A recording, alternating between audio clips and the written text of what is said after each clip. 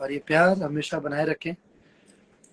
बस ये प्यार हमेशा बना रहे और आप, वरना मैं तो उम्मीद भी नहीं कर सकता हूँ कि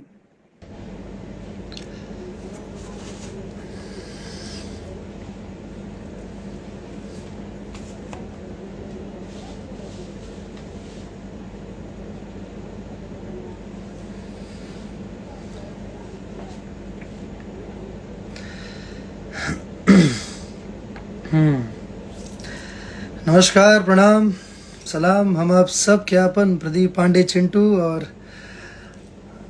आज बड़ा दिन के बाद लाइव आया हूँ।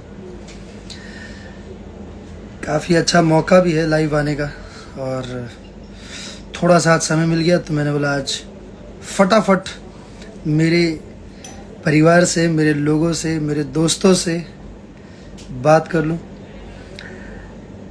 सबसे पहले तो कैसन बनी आप सब, कैसे हैं आप सब? सिंगर अनुपमा जी, हेलो हेलो अनुपमा जी, कैसी हैं आप?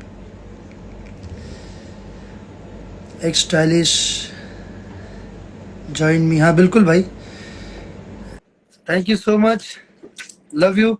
फिर बहुत जल्द आऊँगा आप सबके बीच में लाइव, फिर बहुत सारी बातें होंगी। तब तक के लिए ध्यान रखें अपना, आपस में प्यार बनाए रखें, एकता बनाए रखें, और फिर बस थैंक यू सो मच।